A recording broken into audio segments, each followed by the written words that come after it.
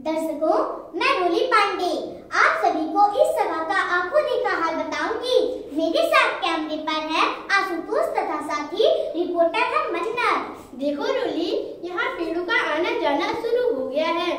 दर्शकों, मैं आप सभी से बता दूं, इस सभा को बुलाया है पेड़ों के राजा आम ने। ये देखिए दर्शकों, आम के पेड़ पधार रहे हैं। हाँ, उन्हें देखकर मेरे मुंह में पानी आ रहा है। दर्शकों, मैं आप सभी को बताना चाहूंगी, आम को फलों का राजा कहते हैं। जब आम कच्चा होता है तब हम सब उसकी चटनी और अचार बनाते हैं। पकने के बाद मीठी रसीली आम को हम सब स्वाद लेकर खाते हैं। आम के पीछे पीछे नीम के हरे भरे वृक्ष का आगमन भी हो रहा है। स्वाद में कड़वा जरूर है, लेकिन गुड़ों की खान है यहाँ पे। वो देखिए दर्शकों, जामुन, अनार और बादाम तीनों बातें करते हुए एक साथ आ रहे हैं। आमंत्रित पेड़ों में एक कर सभी आ चुके हैं। सबने अपना अपना स्थान भी ग्रहण कर लिया है। अरे यह क्या, सभा तो शुरू हो ही नहीं रहा। क्या तुम्हें मालूम है मन्नत, अब किसका इंतजार हो रहा है? हाँ रोली, सीताफल के पेड़ की प्रतीक्षा की जा रही है। वे जैसे ही आएंगे सभा शुरू हो जाएगी। दर्शकों, इंतजार की घड़ियां समाप्त हुई। सीताफल जी भी आ रहे हैं। अरे ये तो काफी कमजोर नजर आ रहे हैं। लगता है इनकी तबीयत खराब है, तभी ये धीरे धीरे चल रहे हैं। दर्शकों, ये देखिए, आम के पेड़ों द्वारा सभी का अभिवादन किया जा रहा है। आगे का हाल क्यों न हम मैं जानता हूँ, आप सभी उत्सुक हैं आज की सभा अचानक बुलाए जाने का कारण जानने के लिए। जी हाँ। भैया जल्दी से कारण बताओ और सभा को समाप्त करो। मैं ज्यादा देर तक रुक नहीं पाऊंगा, मेरी तबीयत ठीक नहीं है। भैया, इन दिनों मैं भी कुछ कमजोरी महसूस कर रहा हूँ। कृपया शांत रहिए, शांत रहिए। मैं आपकी इन्हीं समस्याओं को लेकर चिंतित हूँ, इसलिए आज मैंने ये सभा बुलाई है। भैया नेकी और कुछ सभा शुरू कीजिए। देखिए मित्रों, मैं आप सबकी दशा से भली भांति परिचित हूँ। मुझे आज भी याद है वो दिन जब हम सभी बगिया में हंसी खुशी जीवन जी रहे थे, लेकिन आजकल मनुष्यों का व्यवहार हमारे प्रति उदासीन हो गया है। वे आए दिन अपने स्वार्थ के लिए हमारा शोषण कर रहे हैं। इसीलिए हम कमजोर हो रहे हैं। मनुष्य कभी हमारे हरे भरे तन को काट देते हैं तो फल तोड़ते समय में घायल कर देते हैं। भैया, आजकल तो मुझे भरपूर पानी भी नहीं मिल पा रहा है। हम रोगों से लड़ने के लिए औषधि भी देते हैं। हम उन्हें सबसे महत्वपूर्ण चीज ऑक्सीजन देते हैं, जो कि उनके लिए प्राणवायु का कार्य करता है। उनके द्वारा छोड़ी गई कार्बन डाइऑक्साइड को हम ही तो ग्रहण करते हैं।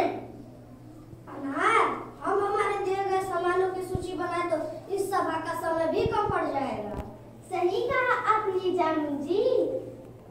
इतने लाभकारी हैं हम, फिर भी ये ना समझ मनुष्य हमें चोट पहुंचा रहे हैं, नष्ट करने पर तुले हैं। नीत न ढंग से वे हमारा दोहन और शोषण कर रहे हैं। हमें उपलब्ध वस्तुओं का सेवन तो वो अधिकार पूर्वक करना चाहते हैं, लेकिन बदले में उन्हें देना कुछ नहीं आता है। लेकिन हम करें तो क्या करें? हम चाहे तो बहुत कुछ कर सकते हैं। वो कैसे? यदि हम ठान ले तो संपूर्ण मानव जाति को दिन में तारे दिखा सकते हैं। लेकिन भैया, हमें तो कुछ नहीं सूझ रहा है, आप ही देखिए मित्रों, आज जैसे मनुष्य हमारे प्रति उदासीन हो गए हैं, वैसे हमें भी इनकी तरह उदासीन होना पड़ेगा। उन्हें सारी चीजें उपलब्ध हो रही हैं। यदि उन्हें ये सारी चीजें नहीं मिलेंगी तो उनकी बुद्धि ठिकाने आ जाएगी। सही कहा महाराज आपने। आज की सभा का परिणाम आ चुका है। पेड़ों ने मनुष्यों को सबक सिखाने की ठान ली है। उन्होंने ऑक्सीजन, फल, फूल, लकड़ी, औषधि, अनाज, साग सब्जी बहुत चीजें देने से इनकार कर दिया है। दर्शकों, सारे पेड़ अपने इस फैसले पर अड़े हुए हैं। आप ही बताइए, अगर ये पेड़ ही नहीं रहेंगे तो हम सब कैसे जीवित रह पाएंगे? दर्शकों, यदि अब भी हम सभी नहीं जागे तो इसका परिणाम और भी भयावह हो सकता है।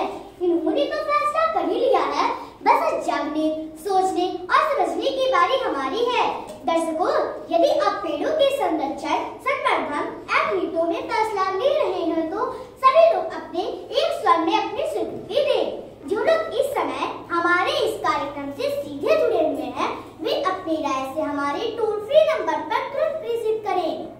हम सभी पेड़ों की रक्षा करेंगे, उन्हें नुकसान नहीं पहुंचाएंगे। हम सदैव पेड़ों के हितों के बारे में सोचेंगे। हम अपने स्वार्थ के लिए पेड़ों को नहीं काटेंगे। हम अधिक से अधिक पेड़ लगाएंगे। पेड़ों में भी जीवन है, ये संदेश जन जन में पहुंचाएंगे। जो लोग टीवी के माध्यम से हमसे जुड़े हुए हैं, उनकी भी यह राय है और यहाँ मौजूद दर्शकों की राय से पूर्ण सहमत है। मनुष्यों ने अपनी गलती मान ली है, अब आप भी गुस्सा दूर दीजिए। आखिर हम सभी पेड़ भी तो मनुष्य का भला ही चाहते हैं। देखिए, हमारा और आपका तो जन जन्मांतर का साथ रहा है। हमें बड़े दुख और मजबूरी में ये कदम उठाना पड़ा। तो क्या आप हमें माफ नहीं करेंगे? हमें सुधरने का एक मौका नहीं देंगे? दर्शकों, निराश होने की कोई आवश्यकता नहीं। पेड़ों के खिले खिले चेहरे और झूमती हुई डालियां इस बात के प्रतीक है कि उन्होंने हमें माफ कर दिया है। दर्शकों, मेरी उखड़ती सांस भी वापस आ गई है और इस बात का सबूत है कि पेड़ों ने हमें माफ कर सुधरने का एक मौका और दिया है। दर्शकों, आज की ये सभा एक सकारात्मक मोड़ पर समाप्त होती है। अगले कार्यक्रम को लेकर मैं और नंदन कैमरामैन आशुतोष